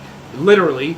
The not literally as in color, obviously. The tattoos, the first Yeah. one got chewed out. He was the one who he was always- always the one getting disciplined and shit talked to him. Besides Melo getting shit talked to him as a baby, Yeah. like you're the baby, like stop being so childish. But Yeah. Jello was the rebellious one of the He was fucking the family. stereotypical middle child. Yeah, and you could tell by the way he talks how quiet and slow and gangster as fuck the way he talks. Not you know Yeah, what I'm he saying? acts like he came up from the hard life. streets, yeah. And I feel like if he could have rode out that penalty at UCLA Yeah. and played a couple of years, Absolutely. he would be on an NBA Yeah, team. because right he now. would have had that development. And Big Baller just, I mean, And I think bouncing around to Lithuania and to the JBL and all these Yeah. things and just Big I Baller, think it really fucked he his pushed in progression. rotation, but he fucked Jello. But he also talked about Jello. A couple times he was like, Jello's not the best. And then there was other times he was like, Jello is the best. I'm like, I'm so confused. I think he likes to do a lot of mind Yeah, games with his kids. to get his kids to fucking show out. Yeah, because they'll be if he says Jello ain't the best, Jello, that whole family has it. That whole family, mom, dad, kids, they all have a competitive fucking spirit. And so if you tell Jello he's not the best, he's gonna get his ass in the gym so that he can prove not that he's gonna be the best basketball player of all time, because Jello is not gonna ever be the GOAT. But his goal is to be better than every single one of his siblings. Yeah. And that's just sibling rivalry and being competitive. Middle child syndrome. Well, I mean, middle child, I'm saying that plays into it too. Yeah. You just want to be better than your siblings. Well, yeah, you get an older brother who's firstborn, probably get a lot of attention, and that's your older brother. You're always trying to keep up with their beat. Yeah. And then you get a little brother who's now the baby who got treated a lot, more attention because he was the baby. And then that's probably why Well, Jello's... and now he's running Rookie of the Year. and that's why Jello's so quiet, and the way he talks, he's just slow, and not slow mentally, but slow as in quiet, and he's the real one that methodical. doesn't raise his voice, Yeah. Lonzo's kind of annoying. Like he's real square, but tries to be like hood. I get urban. To be honest, to me, it's like Lonzo's the follower of the group. Lonzo tries to look up to Jello, Mhm. even though Lonzo's the older brother. And then tries to pick on Melo, who's way better of a player than he is. Yeah. So I don't know. This shit's crazy. But hey, like what I said, salute to Big Baller. We're not here talking shit and trying to discredit that family. Big Baller, saying he can beat Michael Jordan 1-on-1 and showing tape from back in the day where, sorry Baller. But he made the practice squad of the Tennessee Titans as a fucking tight end, which is a crazy feat. Played football through college, got a scholarship. Yeah. Met his wife, who was like a fucking world-class volleyball player. Who they both have fucking height, obviously. Oh, yeah. So they knew their kids were going to be big. But Baller said, they said on the first date that he told her they were going to get married. They were going to have 3 boys. He already had the names picked out. And then all 3 of them were going to be a point, a shooter, and a small forward. And that all of them were going to go to college, and all of them were going to make the NBA. So everything that LeVar Ball has said has come to light. Like, how can you say we on first date, we're gonna have 3 boys. These are the names, and not produce 1 girl in 3 tries, or 3 kids. Yeah. Like that right there is Oh, yeah, fucking that's- crazy. Is it chance? Is it fate? I don't know. But really, like this motherfucker said that the Big Baller brand was gonna be super big, and that he was gonna be able to buy them. It got big. They just didn't produce on their shit. But it got big. Well, all the it's- pop-up shops sold out. Like, they had a following. Big Baller Brand If they was would have big. stuck with Dude, Big Baller clothing- Brand made 2K19, dog. No, but I'm saying if they would have just stuck Yeah, with the shoe clothing, thing always fucks. they would have been fine. Mm-hmm. Yeah, I the agree. problem is when they went to shoes, Yep. they look like a Kickstarter campaign that people dumped money into, and now they're not seeing any product. Exactly, and so I watched a documentary, and they were talking to Dr. Dre and Jimmy Iovine, and they were like, "Hey, we need to get in something besides music. We can do shoes, beverages. No, shoes are too expensive. The market's too small in a sense of you've got to know people, which they had that connect, but it's too It's expensive. just a lot of work. Your overhead to create is small. They're like fucking headphones." And that's Beats by Dre. That's how it came about. Jimmy Iovine and Dr. Dre sold their shit for $3 point something billion to Apple, all that. But shoes Apple just are stole all the fucking shit out of oh technology. But now they're releasing Beats. They're releasing some Beat shit for Android. Apple is, which is weird. Ooh, excuse me. But either way, the shoe game is like one of the hardest games to get into from what I've seen. But the Baller brand, I mean, they made 2K19, 18 or 19. Like, think about that. To make it to 2K as a brand, you could literally go to the apparel shop in 2K19. The first season that had a city, you could free roam, right? And you could buy BBB, Big Baller Brand. That shit's crazy. That is crazy. So when he said Big Baller Brand was going to be huge, it got pretty fucking huge. It was a flash in a pan, though. Yeah, that's what I was going to say. Yeah. And I mean, it could make a resurgence if he wants to. He's been trying, but the boys left. One's with Puma. I think Zoe's with or going to Puma. Jello doesn't have a contract. He's a big baller. I mean, until, he gets looked at from a major. But anyways, let's... Jackson Hayes. You know the story more than I do. I saw the headline. You said you looked at the story. The cop brawl. Both of them are in the hospital. Yeah. My question is, his name's Jackson, but it's Jaxson. Why wouldn't it be Jaxson? That's Jackson, right? Is his dad's name Jack? So it's Jack's son? Like, is his dad Jax from Mortal Kombat? And he's Jack's son? I don't know. Anyways, go ahead. I didn't read too far into an article, but I do know that Jackson, and something happened, and he got into an altercation with a cop. And now both of them are in the hospital. And Jackson Hayes plays the NBA, right? Yeah, he plays for... I'm looking shit up right now. I literally was just playing with him on 2K. I'm looking it up too. Push officer, tased twice. Or Pelicans. Oh, yeah, okay. So he plays for the Pelicans. 21 years old. It's tough. Because he's probably just ended his NBA career. Maybe. It says he pushed a cop into a wall and resisted arrest for over 2 minutes before police were finally able to slap handcuffs on the Pelicans center. It was a big. Oh, yeah. This, according to LAPD, police tell us they received a call for a domestic dispute around 2:50 a.m. Nothing good happens after midnight, from what I've been told. Facts. Wednesday morning, and when they responded to the location of the alleged incident, officers say they made contact with Hayes in the front yard. Cops say while talking to Jackson, the 6'11" hooper attempted to go inside. They ordered him to stop, but he didn't listen, and then things turned physical. Police claim Hayes pushed an officer into a wall. LAPD says the two officers were able to get Jackson on the ground, but he continued to resist and attempted to get up. Police say a taser was deployed twice during the fight, which they say lasted approximately 2.5 minutes before they were able to cuff Hayes. Jackson was arrested for resisting arrest and taken to a local hospital for treatment for injuries sustained during the altercation. A police officer was also treated for injuries. LAPD says the incident, which was captured by police body camera, which I would love to see, will be investigated because cops used force to detain Hayes. Police say this is standard in all cases involving force. Hayes is facing time behind bars if convicted. He's got a multi-million-dollar attorney. He will not face any time behind bars. I don't know what happened. Haven't seen the body cam footage. I can't wait till I do because I'm interested now. We're big on YouTube. Like we have a 2.5 minute fight though with tasers. Yeah, twice. 6'11". He's a big boy. Well, and that's the thing is, he was looking for rebounds in the paint. He was throwing bows on these bitches. But do you think the cop was? We're gonna reserve judgment till we see body cam. In a sense, if the body cam doesn't show this, I mean, they might have known. One of them might have known who he was and said, "Oh, I gotta go to the hospital," and there might be a lawsuit coming.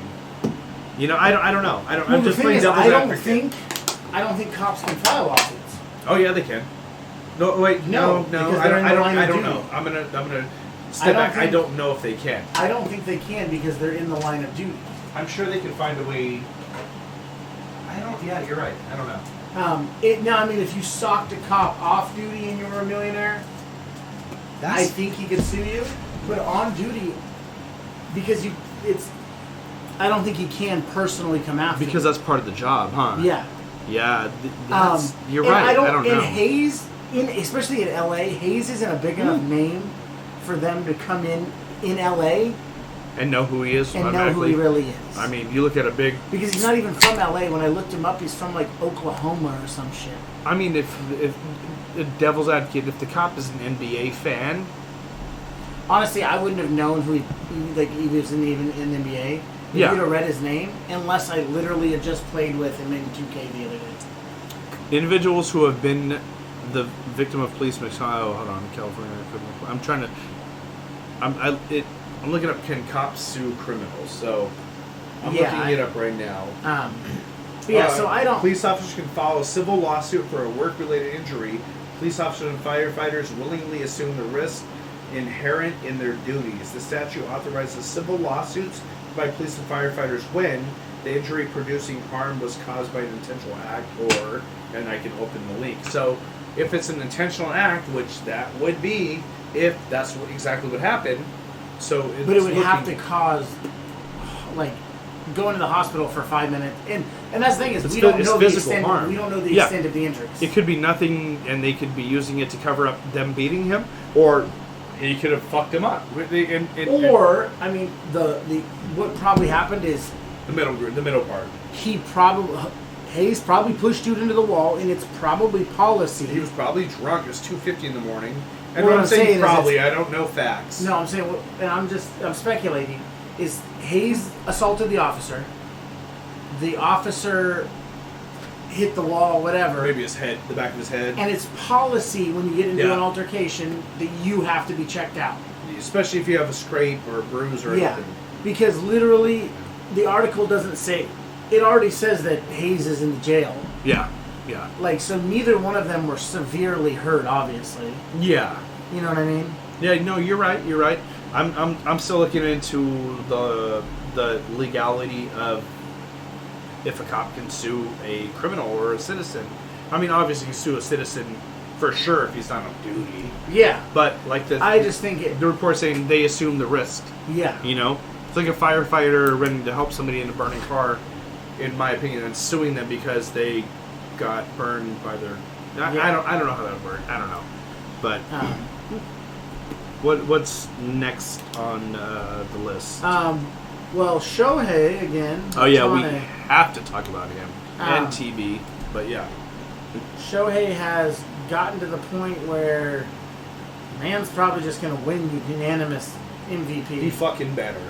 I don't think he'll win the Cy Young. He's just not doing that good. Really? No. His ERA is at like a little over 3. And what's ERA again for? It's earned runs average, and that's earned runs over 9 innings. Which means let's say in 1 inning you gave up 9 runs, and your manager pulled you. Your ERA is at 9. Yeah. It's actually 81. Oh shit! Because in the average says that you would give up 9 runs every inning for 9 innings. Got you. So if you average, like if you give up 10 runs in the first and 5 in the second, it'd be like 7.5. So your ERA would be 7.5. No, it would be whatever 7.5 times 9 is. Oh shit! Yeah. So for guys like for starters, I never knew what that meant. Starters, your ERA usually is like a really good starter is under 2. Yeah. Because that means they're not giving. If they could pitch a whole game and they're not even give up 2 runs. It's like Madison Bumgarner in the World Series. I think the last one the Giants won. His ERA was 0.0 something. Yeah. Well, and I mean that's a short window. I mean, in a World Series, Madison Bumgarner probably pitched 2 games. Well, I think it was for. Actually, he pitched more. Like they brought him in. There was news about how much he pitched. Yeah, it was crazy. Lot, I mean, But I think it was for the whole. Well, even the postseason is still a small sample size. Yeah, 100% compared to 162 games. So for a starting pitcher who pitches every 5 days. Yeah. So you do say 150 to make it an easy. Well, 160 to make it an easy divided by 5. Well, that's like 180 would be 30 games. Well, right? Because it's 182, right? Yeah, So 180 divided by 5. it would be 30, right? No, that'd be 150. Am I- Yeah. So yeah. Okay, sorry. So let's say, what is that? 40? No. I was fucking bugging. trying to think. 35? Yeah. Something like that. So I say he get has what that you're many. saying. So that's how many starts he's gonna have. Yeah. And so it's just a bigger sample it's size. an average. And- You take the number from every game they pitched of how many runs they gave up, Yeah. and divide it by how many games they pitched. Yeah. So if they fucking gave up 1 run in one game, 3 in one, 6 anyways, Yeah, if you you add pitched it- all the runs together after 35 games and divide by 35. And Yeah. that gives the average, right? Am I Yeah. wrong?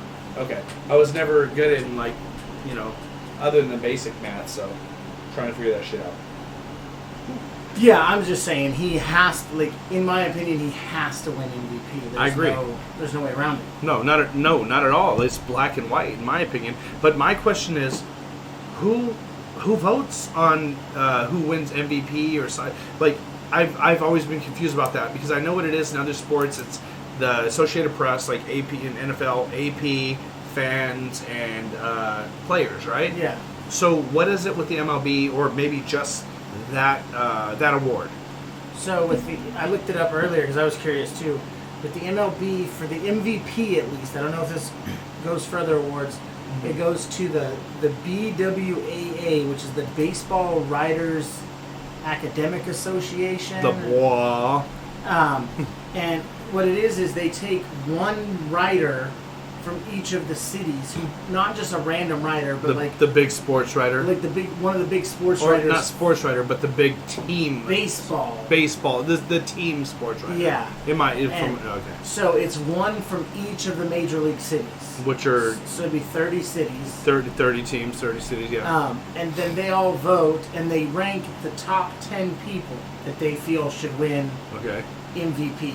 And so the number one person gets a point. It's like 14 points, I believe, is first place. Is that how like NFL does it in NBA with points? I don't. I've okay. never looked into it that deep. Well, because I know that Steph Curry was the first unanimous To be honest, MVP winner in the NBA, which means every single person voted for Steph, nobody for anybody else. I think it is a point system in the NBA too, because you put like your top 4 or whatever. Got you. And then, so if But you say label them Steph, 1 through 4. Yeah, so if Steph got 1, 1, 1, 1, 2, It wouldn't be and then unanimous. It wouldn't be unanimous, but he'd still win off of points. Got you. But if he got 1, 1, 1, 1, 1, Across it's the board, unanimous. which he did, and the first ever player to do that in NBA history. But the MLB has had unanimous winners, multiple over the years. So either way, unanimous. It's not everybody super votes. regular.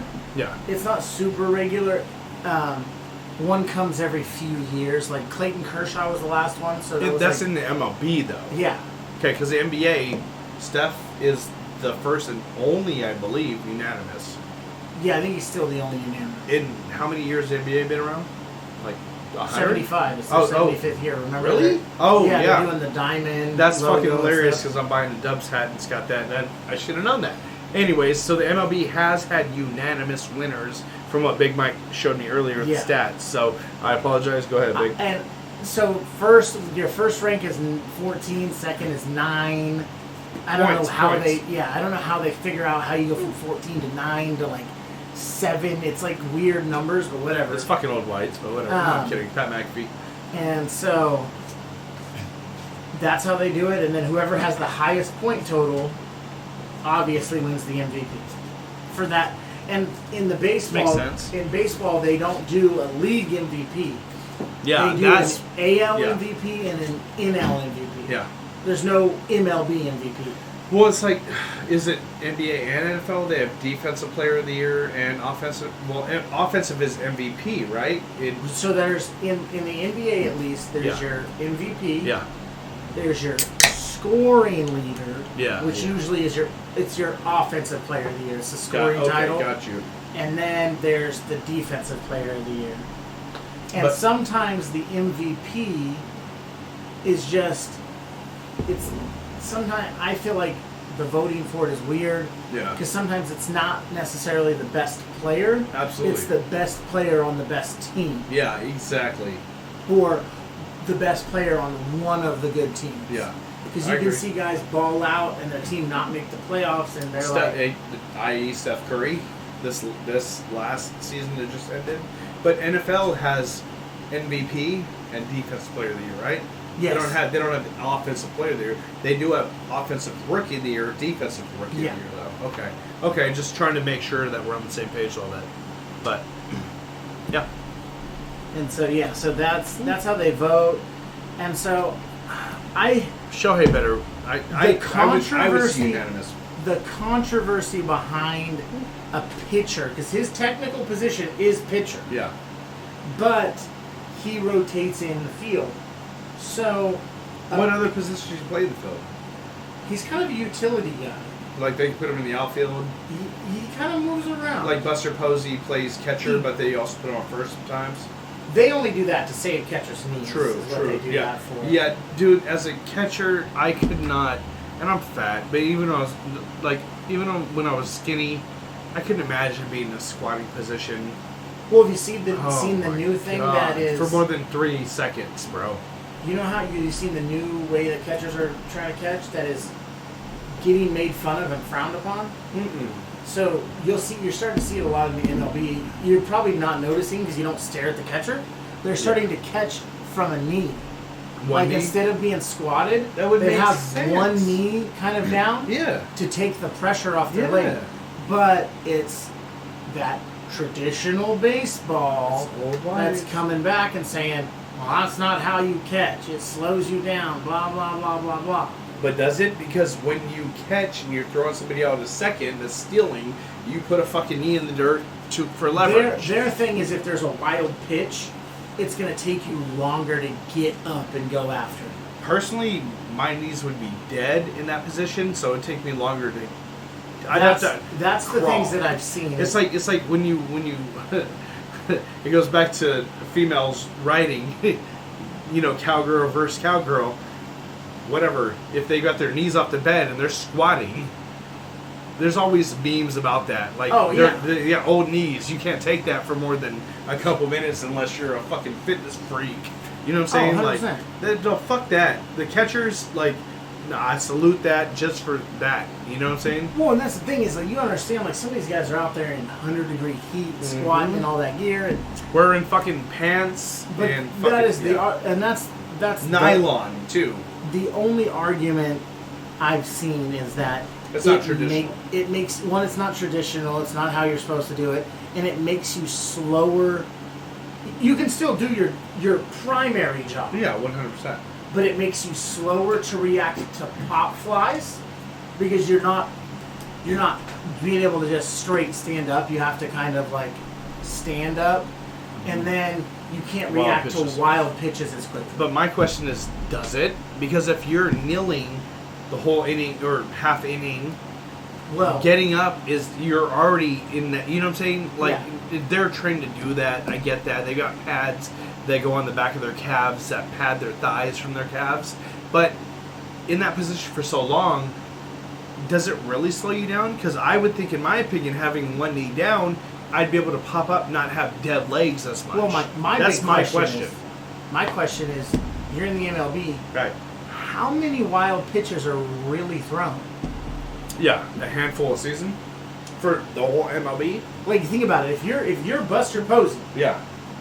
how many wild pitches get by you in a season? Yeah, even if it's the dirt, you were able to scoop it or, Put your glove on Yeah. top of it, hockey style. yeah. But how many of them really get outside of your wingspan? A couple a season, maybe. So On a bad is that really Factor? exactly? Yeah. No. And the thing, one of the positives supposedly is that when you're in that stance, you're lower, Yeah. so it's actually easier for the back ump to make better calls on balls and strikes. And that's dope, unless you're trying to fucking crowd their fucking vision, which, whatever. But you would think, too, with one knee, if there's someone stealing, you could pop up hella faster. Off one knee, I don't see the argument of you can't pop up as fast. off one knee, I would think I would be able to pop up faster. If you're on a knee and I'm squatted, I'm going to go from squatted to full stand faster than you're going to go from knee to stand. I get it, but not if we've been on one knee or squatted for the same amount of time over a period of time. You're just going to be sore. Well, and that's the thing is, you're going to gas faster than me. Oh, 100%. And a lot of steals come in the late innings when they're trying to win a game that's close, you know? And I think the one knee thing, I don't think it should be an issue. It's not an issue. You're not pussy for doing it. Two, I think one, it'll save knees. Yes, you're conserving yourself. And to be honest, not every catcher is going to catch like that. Does every pitcher pitch the same? Yeah. Does every pitcher have the same exact pitching motion? What about dude that used to almost fucking scrub the ground when he's pitching? That's what I'm saying. Know? Does every batter have the same batting stance? Nope. Does your catcher's stance really matter? As long as they can catch it and give your signals, what the fuck's the difference? Motherfucker could be on his belly for all I care. I was just gonna say, let this motherfucker sit crisscross applesauce on his ass. If he's gunning people out, right from his ass, making calls and framing the way he's supposed to be able to frame. Personally, I don't think you could do it crisscross applesauce, but yeah, it's an exaggeration. Yeah, but exactly. Who the fuck? Nobody bitches at fucking pitchers when they pitch sidearm and drag their knuckles on the ground. Quarterbacks, Patrick Mahomes or Rich Gannon, sidearm and shit. They got the job done. They don't complain about it if the results happen. Yeah, 100%. If you're doing the knee on the ground and you're just not doing it, yeah, then don't put your fucking knee in the dirt. Yeah, right? It's your personal preference. And if it works, and if it's not working, your team will cut you or trade you and get whoever the fuck needs to be there to match your pitcher. If you get a good pitcher. Fuck it, put both knees on the ground. I don't give a fuck. Right? Exactly. Like, shit. It's crazy. Baseball's I've always looked at baseball and said, damn, how do they squat like that? Like, you would think it would be a female position. Like, porn star would come in and, like, I got this. And squat like that. Like, holy shit. Yeah, no, and that's my thing. Baseball's traditional. Baseball just sticks so hard, to their traditions. Yeah. That it's almost detrimental to the game. It like is. Pat McAfee always says, the old lights don't want to change the game and make it fun for the newer people to watch. It limits the game. It can only go so far with these traditional and unwritten rules to a certain extent. And that's God damn it, what's his name? Played Pops in Friday, passed away. God, I can't remember. I feel bad. I'm gonna look it up. Go ahead. Go ahead and speak on what you're speaking on. I'm gonna look it up. He passed away this year. But I think that baseball, you have to keep some of that tradition, but you have to kind of modernize that tradition. Right. John Witherspoon, R.I.P. John Witherspoon, passed away. October 2019. Wow, I'm way off. But I shared a video on Instagram with some friends, and he was talking about steroids in baseball. He's like, fuck that. Why do you want to go and watch, a shutout and blah, blah, which is great. But he was making the point, let these motherfuckers hit it in the parking lot. Let them hit it to the moon and back. Like, it's way better. A lot of people have said this, but look up the video of John Witherspoon talking about allowing steroids in sports. It's fucking hilarious. R.I.P. John Witherspoon. All respect to his family. But, yeah, steroid, like baseball. You're talking about traditionals and not wanting to get away from the game and how from the beginning and not advancing. Not saying steroids is advancing, but it always goes back to that joke that it would make it more entertaining. I would love to see 600 moonshots all the time. Yeah, he said 700 and something feet, yada, yada, At that point, they would just start making the stadium bigger. It's true, but it'd still be a fun fucking game to watch. Imagine being an outfielder having to cover... You'd have to be Bo Jackson or Deion Sanders. Or you'd have to run a fucking 4-2. You would literally... Or they'd add more players. You'd have fucking left field, right field, center field, left far field, left right field, center far field. Right. So, I mean, that's just how it is. They don't want to modernize. They don't want to do these kind of things. They didn't want instant replay. Challenges. There's a little bit of it now. And I mean, I get it. You don't want to slow baseball down anymore because it can be a long game. So you don't want to spend time adding too much stuff, but you do want to modernize it a little bit so that it's appealing to the younger generation. Like, I still find watching baseball enjoyable. Do I watch 182 games? Hell no. No. Do I watch 60 games a year? Probably not. Not now. I know when the Giants, I'm a Giants fan. I know when they were in the, the even seasons were like those 5-6 years, I was watching every game at home when I could. I mean, mind you, me and Big Mike over here met on the job, working here in our town. He came in as a young buck, and I had been there, and we sized each other up, and we really sized each other up. Where I was like, this is my store. He was like, well, it's going to be my store in a sense, But we started talking and realized that we were like on the same exact page. We were sports fanatics. We had so much in common. Him being a lot younger at the time. I think Mike was like 20. I was like 26.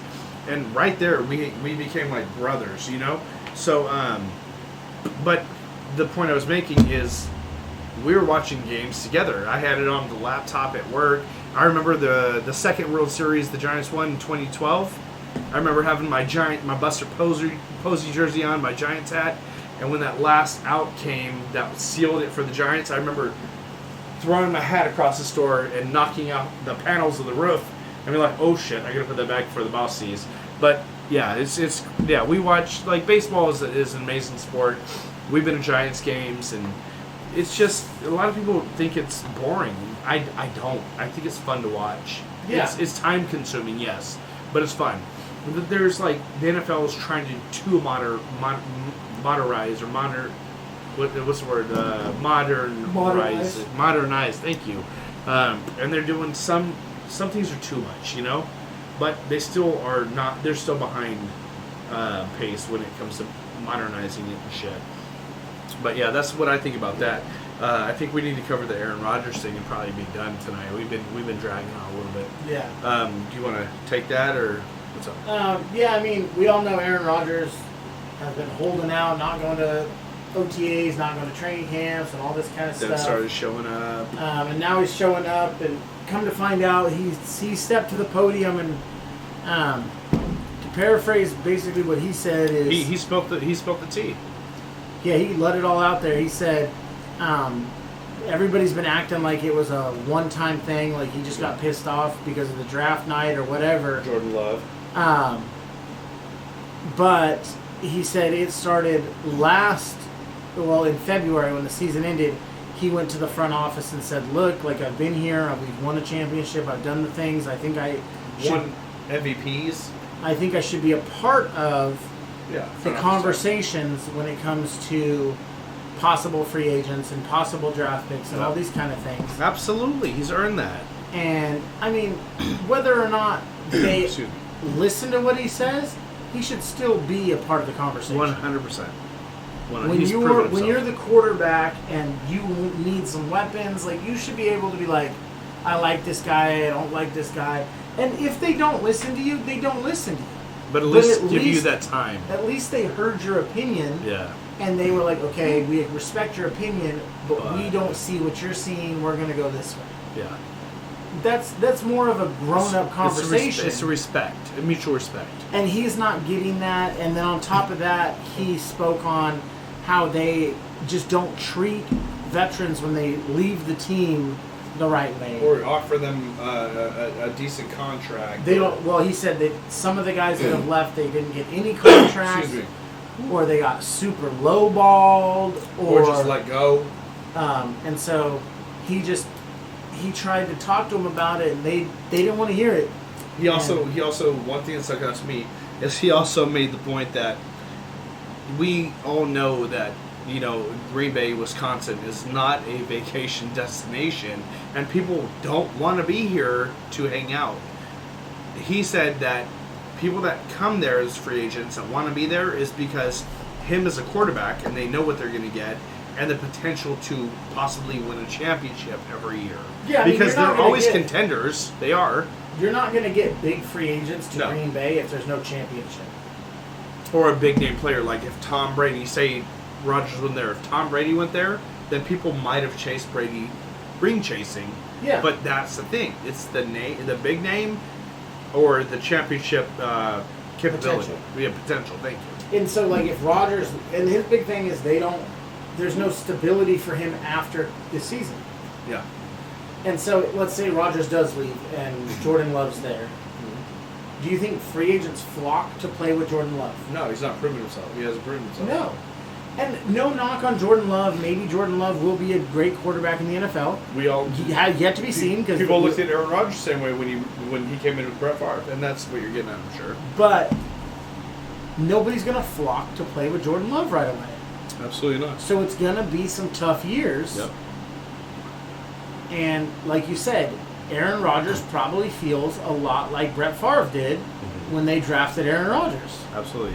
And that was what Big Mike was explaining to me earlier, and I didn't see that part of it because we watched the video, the press conference video, and that was a part that stuck out to him that I didn't notice. He was like, he probably feels how Brett Favre felt because them drafting Jordan Love is exactly what they did when they drafted him to Brett Favre. So that was Big Mike pointed that out to me. I didn't even see that. But Well, and the thing is, it would be different. Like, let's say they drafted Jordan Love because they didn't draft him this year; they drafted him the year before. yep, If they would have drafted him and Aaron Rodgers said, "Hey, look, I want to be able to bring in help, tell you what pieces I want, Yeah. and I want some longevity, Yeah. contract-wise," and they said, "Okay," and did all those things, and Aaron Rodgers even said it's not about the money. They offered him bigger money, and he said he didn't want it. didn't want to be a lame duck quarterback And- after winning MVP. So his thing was, if they would have given him all that, he would have been happy. Yeah, But right now, in his mind, is they don't want him there. no, they're trying to sell him out. They're trying to just keep him there long enough till Jordan Love is ready to take over. And learns from him. They want him there as a teacher or like what is it A mentor. a mentor or like in karate or Sensei? a sensei in a sense, right? Yeah. And how they expected Brett Favre to do Aaron Rodgers, but Brett Favre was like, no, fuck him. I don't owe him shit. I'm doing my job. He can learn on his own. Yeah. But now Favre and Rodgers are like the best friends. But at that time, it was. I mean, there's a whole documentary on that shit. Yeah, It well, was I mean, bad. when It you're, got when bad, you're, bad. you essentially in Brett's eyes and now Aaron's eyes, I understand it. you're literally that you in your head, you know they drafted your replacement. You're replacing. You're pushing me out and moving him in. And so who wants to train their replacement? Yeah, if I train him good, that means he pushes me out faster. Exactly. So let me tell him all the wrong shit, get him beat up by the defense, Right? and get his ass put. No, I'm kidding. That's some fucked up shit. But Aaron Rodgers showed Jordan Love a lot of love from what I heard, and helped him a lot. Well, and I think that comes from Aaron being in Jordan's situation because it's not Jordan's fault. Then that's what he said too. It's not his fault. No, and it's going to be a lot of drama, and it's going to be a lot of questions for Aaron, and a lot of questions for Jordan, and blah blah blah blah. Same exact thing would happen when Aaron Rodgers had to start speaking to the press, taking Favre's. I mean, Rodgers was getting fucking booed his first season when he came out until he started putting up big stats and numbers. But the whole fucking stadium of Green Bay Packers cheeseheads, which you can't even buy tickets because all of them are sold out like 10 years in advance. People who die don't leave cars, cash, inheritance, fucking houses to their kids. They leave their season tickets in Green Bay. Now, that's a fact. You can fact check that. They might leave that shit, but the kids, half the time, one kid's getting season tickets or whatever, lifetime, I don't know, to the Packers games, and one kid's getting a fucking $500,000 house, and the kid that's getting the fucking house is like, fuck that, I want the tickets for a season. Exactly. It's fucking crazy. The only team in the NFL, and I don't know about other sports, that is a publicly traded You buy company. shares. You buy shares. It's not privately owned. Like the Cowboys are owned by Jerry Jones. Now the Las Vegas Raiders are owned by Mark Davis. The other team, the Robert Kraft for the Patriots. The Green Bay Packers are owned by the public, yeah, not community. I public. don't believe you can buy any more shares at this point. They've got a. I'm sure they have a CEO, COO. It's a board. Yeah. The board. Yeah, it's a publicly like a Fortune 500 company. Yeah. It's crazy. Which means that when the team makes money, All the shareholders make money. because you get dividends and paid out a little bit. And you can sell your stock if it goes up, in a sense, you know. Yeah. But yeah, that's just crazy. But from what we understand, and the news is still kind of foggy, but it seems like they've come to an agreement. I know that one of the things that Aaron Rodgers said he wanted was Randall Cobb back, who Cobb played his career in Green Bay, and then got released and treated like shit from what he said. Played for my Dallas Cowboys, had one of his best seasons there, and then left the Cowboys to go to the Houston Texans, had a mediocre season, and now they brought him home. And today he put a tweet or an Instagram post with only 3 words, and it was a picture of him coming out of the tunnel solo in his Green Bay uniform with his helmet and everything, game day, and it said, "I'm coming home." So he's ecstatic to go back. And Aaron Rodgers and Randall Cobb obviously have an amazing relationship.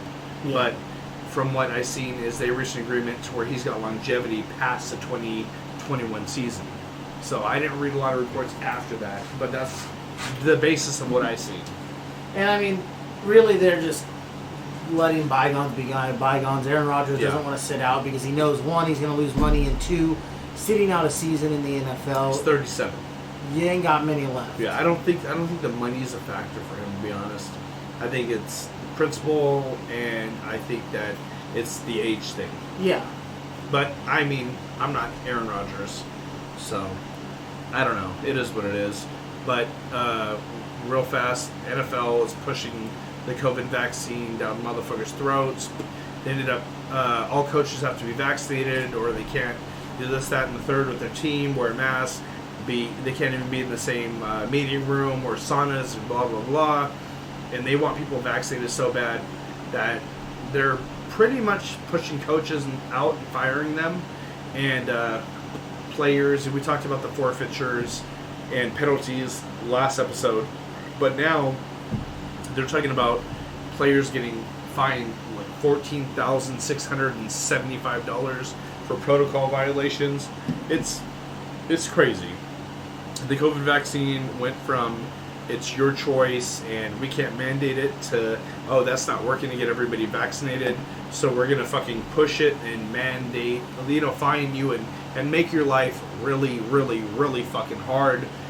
And I think it's going to come to the point that they're going to just end up mandating it. But they're a private sector, and I don't know if legally they can or can't, but I'm not going to speak on my opinion on that because we have both sides probably listening, and it is what it is. But with that being said, do you have anything else to discuss, Big? No, that's it. Getting close to that 2-hour mark. We've been really good at that in the last few weeks, getting close to that. But I mean, I know Big Mike and myself really appreciate each and every one of you that are here, and to our German listeners, subscribers, whatever. We appreciate y'all too. We got new demographics and age groups that have been popping up. But thank you, each and every one of you, and we hope that you guys are enjoying the podcast or, all that stuff. But leave us comments. Comment what you want to hear. Comment what you do or don't like. We'll, talk. We'll talk back. But thank you guys for everything, and we'll have episode 12 up next week. Peace.